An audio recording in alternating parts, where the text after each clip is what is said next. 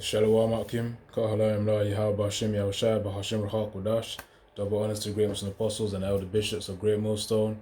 Yaratazar, they find this video edifying and exhorting. So Yaratazar, this is the part 7 to the little series focusing on Joseph was an example of true conviction. He was an example of conviction, which again, conviction is a firmly held belief. So, just to get straight into things, I don't want to get this, I don't want to make it too long, but what I'll do is I'll read chapter 43, Yaratazar, and then, because the point is really to finish up to chapter 45, and I believe that's the point really solidify when things come full circle, when, of course, Joseph reveals himself. But anyways, let me get on and read, and Yaratazar, bring out precepts as the Spirit provides, so as Harakha Kodash provides, by the way. So just get this started. So Genesis 43, because I believe part 6, I read part Genesis 42, so now I'm doing Genesis 43. So this is Genesis 43 and verse 1. It says, "And the famine was sore in the land, and it came to pass when they had eaten up the corn which they had brought out of Egypt, their father said unto them, Go again, buy us a little food." You see, and obviously, just for some context again, the previous chapter, Joseph said he was going to keep one of his brothers. Of course, his brothers didn't know that he was, their brother, Joseph.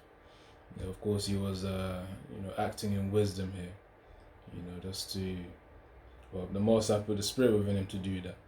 And then, of course, a famine happened. Again, 7 years of famine, 7 years of 7 years of harvest first before the 7 years of famine. I believe that was Genesis 41. But that's just for some brief context here. And now, of course, Joseph is holding one of the brothers and saying, "All right, go get the youngest one and then bring him to me." So, I just want to check something quickly. I believe the one that he was holding hostage was Simeon. Let me try to get that. Yeah. It was Simeon. In verse, just for reference.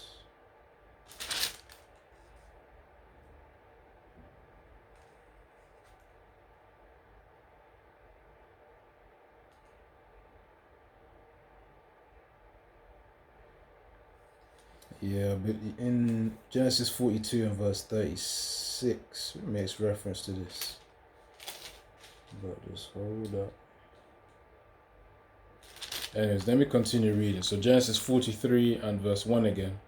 "And the famine was sore in the land, and it came to pass, when they had eaten up the corn which they had brought out of Egypt, their father said unto them, Go again, buy us a little food." So of course, Egypt was the place of all these neighboring, people had to travel to there, to get the food, because of course Joseph was the one giving the wisdom, to stock up the food before that famine hit. The 7 years of famine, which is one of the dreams that Pharaoh had. So it says, it says, "Buy us a little food, and Judah spake unto him, saying, The man did solemnly protest unto us, saying, Ye shall not see my face, except your brother be with you." So of course Joseph wanted to see Benjamin, which was the youngest in that time, considering Joseph was the youngest of all, but he wasn't there. After Joseph left, of course Benjamin was the youngest. So let me continue. "If thou wilt send our brother with us, we will go down and buy thee food. But if thou wilt not send him, we will not go down. For the man said unto us, Ye shall not see my face, except your brother be with you." And of course, back in the day, a man has to hold true to his word as well. And you got to hold other men true to their word too, man. That's the level of respect that was there. Of course, unlike today. But of course, the effect of a wicked kingdom, that vibration it spreads out to the people, man. As the ruler is, so are the people. Yeah, after that I can get down quickly too. But first, in fact, I'll get it right now. Right, so let me get something. Alright, so this is Ecclesiasticus 10 and verse 2. It says, I'm starting from verse 1. It says, a wise judge will instruct his people, and the government of a prudent man, a prudent man is one who has the foresight into the future, it says a prudent man is well ordered, and that's how Joseph was, because of course the Most High blessed him to be able to interpret the dreams, and of course these dreams were really visions into the future, and that's what allowed him to be able to prepare for these scenarios. It says in verse 2, as the judge of the people is himself, so are his officers. And what manner of man the ruler of the city is, such are all they that dwell therein.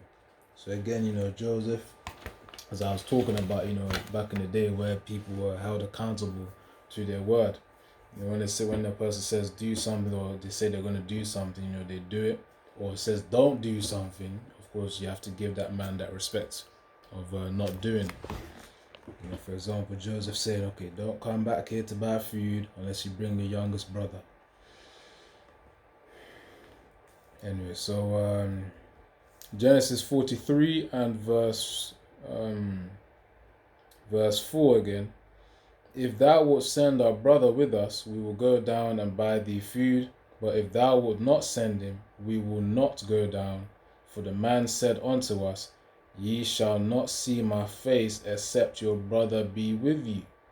And Israel said, wherefore dealt ye so ill with me? And of course Israel is talking about Jacob, because remember Jacob changed his name to Israel when he fought the angel during his younger days. And it says, as to tell the man, let me read verse 6 again. Genesis 43 and 6. And Israel said, wherefore dealt ye so ill with me, as to tell the man whether ye had yet a brother? So Israel, aka Jacob, was saying, why would he even admit that he had a brother, younger brother?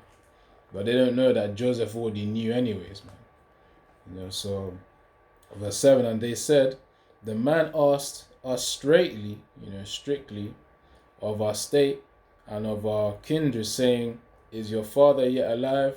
Have ye another brother? And we told him according to the tenor of these words. Could we certainly know that he would say, bring your brother down? No, they couldn't. His brothers were reasoning and saying, how could we have possibly known he would have asked that question? Verse 8, and Judah said unto Israel, his father, send the lad with me. Even in the ancient Hebrew, the word for a young man or a young boy is yalad. Yalad meaning boy. So that's where you can get the word lad. Over here in the UK, you probably hear some sayings of people using the word lad. Like he's a young lad. Young lad goes back to yalad in the ancient Hebrew, which means, of course, boy, of course, or young man. Alright, let's get to it. Send the lad with me, and we will arise and go, that we may live and not die, both we and thou, and also our little ones. I will be surety for him. Of my hand shalt thou require him. If I bring him not unto thee, and send him before thee, then let me bear the blame forever. So responsibility was being stated to him. It says, I will be surety for him, so it will be sure for him. Of my hand shalt thou require him.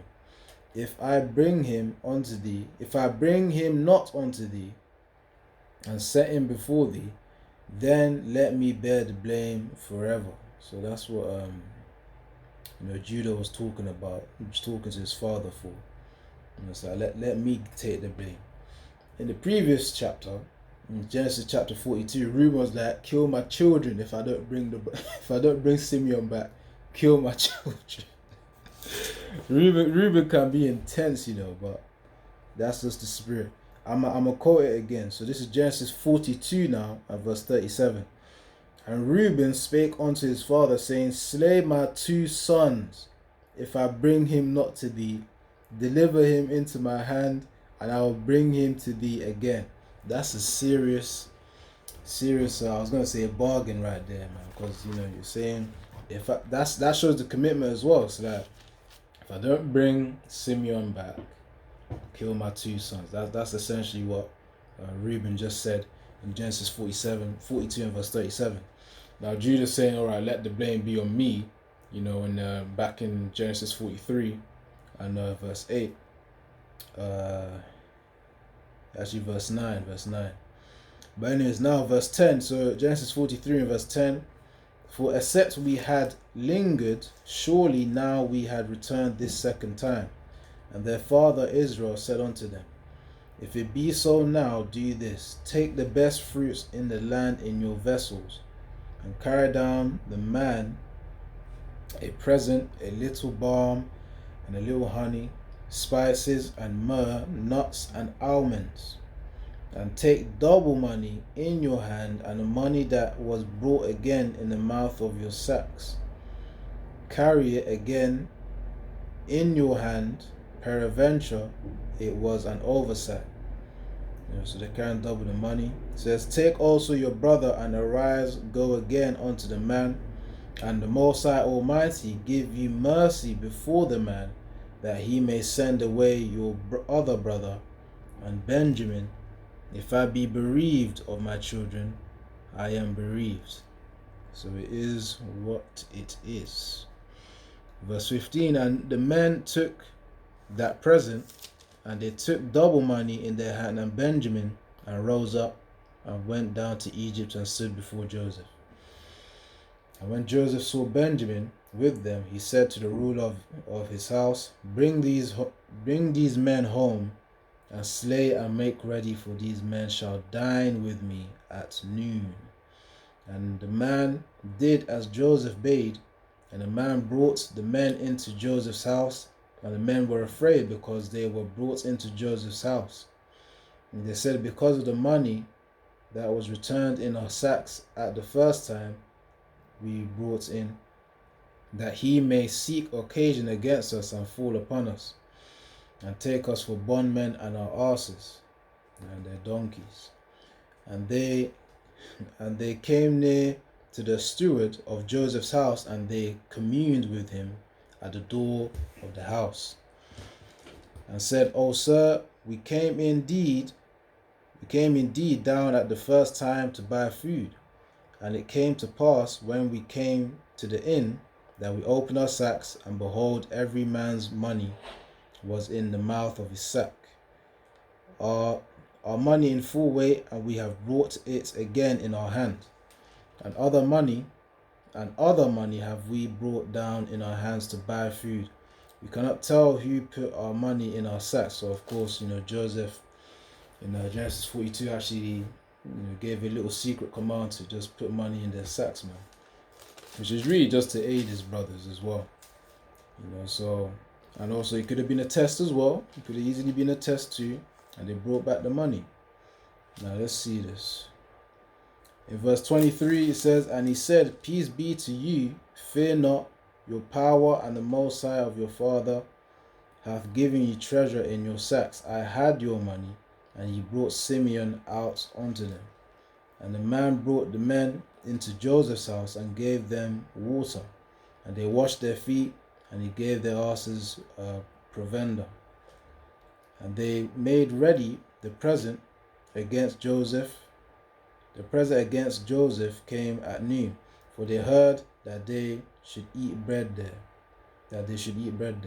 And when Joseph came home, they brought him the present which was in their hand, in the house, and bowed themselves to him to the earth. So again, that dream that Joseph had, I believe in Genesis 37, where they had the haystacks, of which were bowing down to his haystack, of whom was standing upright.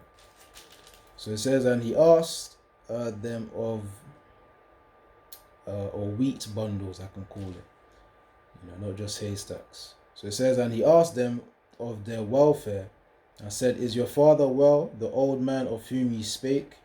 is he yet alive? So Joseph was wondering, man, is his father still alive? And they answered, thy servant, our father, is in good health. He is yet alive. And they bowed down their heads and made obeisance. So again, that vision, that old dream that Joseph had many years ago has now come to pass, man. You know, his brothers bowing down their heads to him. Verse 29, and he lifted up his eyes and saw his brother Benjamin, his mother's son, and said, is this your younger brother, of whom ye spake unto me? And he said, the Most High is be gracious unto thee, my son. And Joseph made haste, for his bowels did yearn upon his brother, and he sought where to weep. You know, he was getting teary-eyed. You know, he wanted to cry, man. That's why he had to hurry up and, you know, go find a corner to cry. And it says, and he entered into his chamber and wept there. And he washed his face and went out and refrained himself and said, set on bread. And they set on for him by himself, and for them by themselves, and for the Egyptians which did eat with him by themselves. Because the Egyptians might not eat bread with the Hebrews, for that is an abomination unto the Egyptians. Which makes sense anyways, man. But yeah, Egyptians, obviously, they had their own customs. They didn't want to eat with the Hebrews. But nevertheless, really, it's a vice versa case, because, you know, they're into abominable things. So really, it's for Israel to separate themselves from, you know, these heathens. You know, hence why, you know, we see that, I believe in Deuteronomy 4 and verse 6, you know, we're seen as a wise and understanding people. So, of course, clearly, one who possesses the wisdom, I don't know if I said Genesis 4, but it's supposed to be Deuteronomy 4. But yeah, we're the ones who have the wisdom to actually govern the nations.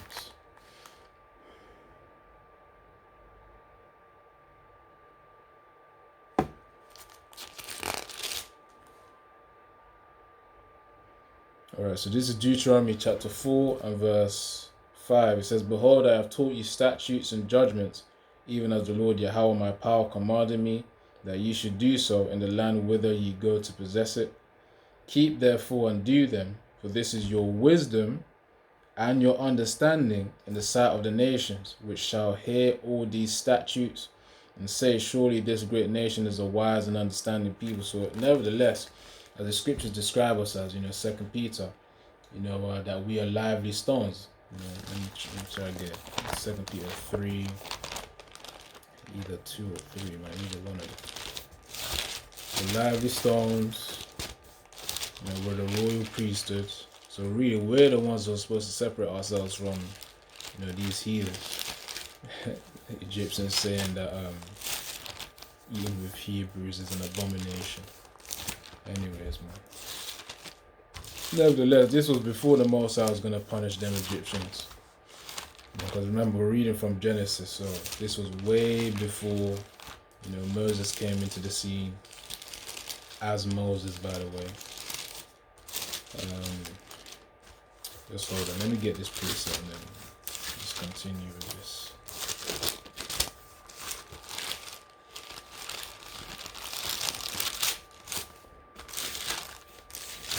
But yeah, the point is simple, really. You know, we ought to separate ourselves from these other heathen nations and their customs, because they're the ones who actually defiled us. We're the ones who are supposed to govern them. Alright, 2 Peter, actually, hold on.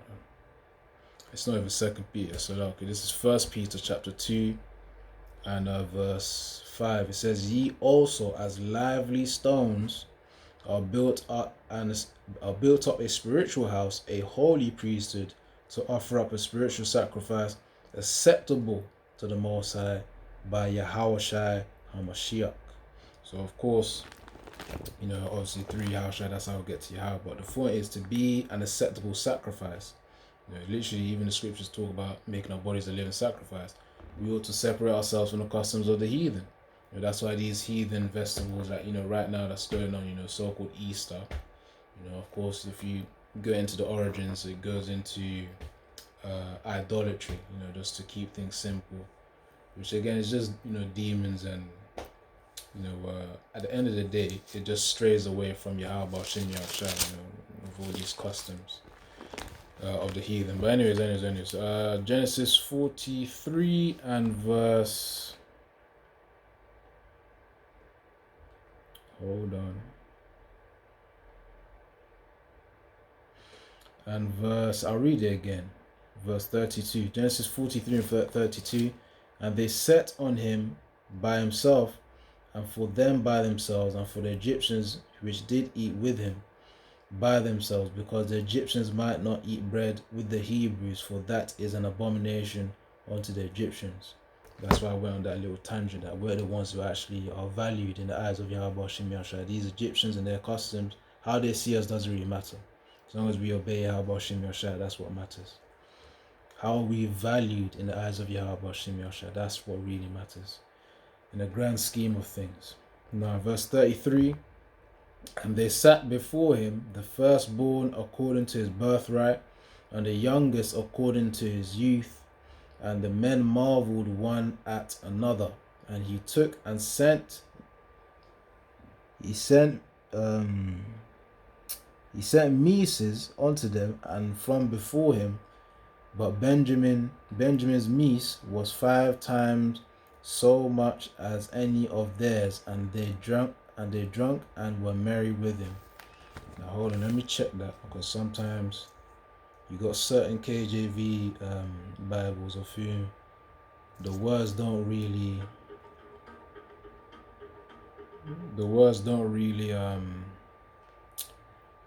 it's that the spelling's different. The spelling's different, so it kind of confused me there. Let me just double check that on the app, and then Yaratazar should be good from there. Well, yeah, man, we're coming close. Yaratazar, read Genesis 44 in the next one, as well as Genesis 45 as well. Probably in the 2 videos after. I'm going to keep each chapter to a certain video. So 1 video rather. Alright, so Genesis 44. No, not Genesis 44. Genesis 43.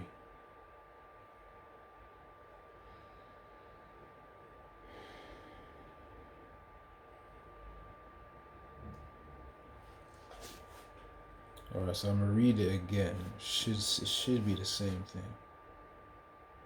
Let me check this. Oh, okay. So it says... Alright. So Genesis 43 and verse 34, it says, and he took and sent messes unto them from before him, but Benjamin's mess was 5 times so much as any of theirs, and they drank and were merry with him. So of course Joseph was jubilating, with his brothers. Let me just check something quickly. Just hold on.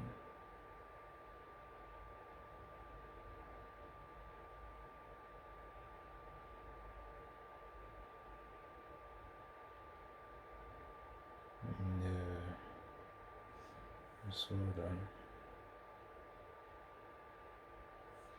What is it? Messes again.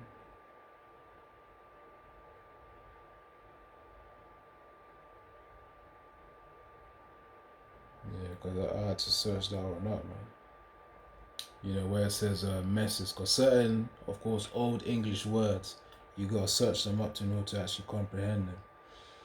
So from the AI overview on Google, when I typed up what are messes, MESSES, in scriptures, in this version that I got in the KJV, this one over here,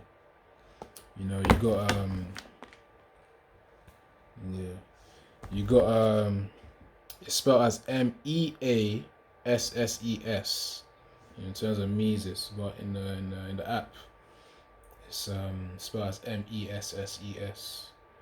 So anyways, it says in scripture, this is the AI overview, in scripture, messes primarily refer to portions of food or dishes sent to a table, symbolizing provision, honor, or fellowship. So that's what it means, that portion of food. That's why it says here in Genesis 43 and verse 34, and he took and sent messes onto them, so a portion of food onto them from before him. But Benjamin's mess, so Benjamin's portion, was 5 times so much as any of theirs.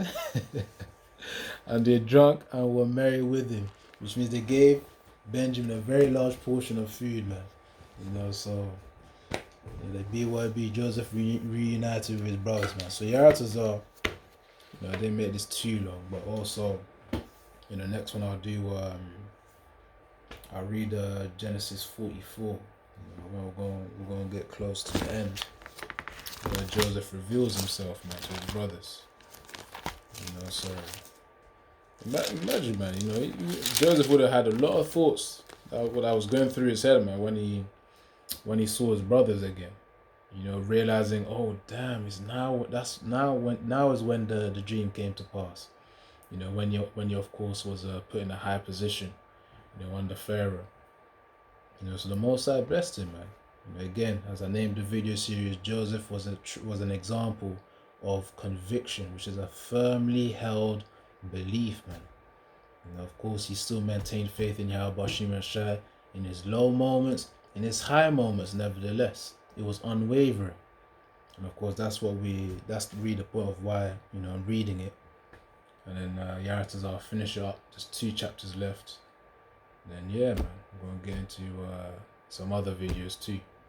So Shalom, Yahweh Shem Yeshua Brakatha, Yaratazar, you found this edifying and exhorting, and double honors to the great Muslim apostles and the elder bishops of Great Millstone. Shalom.